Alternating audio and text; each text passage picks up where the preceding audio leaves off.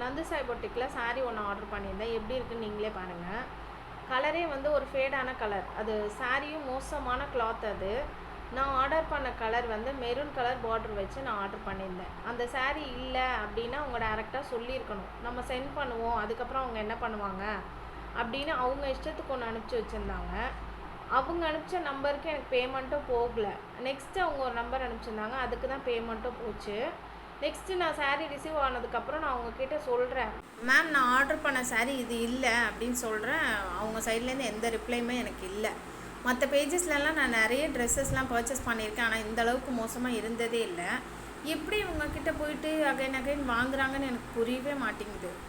யாரெல்லாம் என்ன மாதிரி இந்த மாதிரி வாங்கி ஏமாந்துருக்கீங்களோ கமெண்ட்டில் சொல்லுங்கள். இனிமேலும் இந்த மாதிரி அவங்க பேஜில் போயிட்டு ஏமாறாதீங்க தயவு செஞ்சு.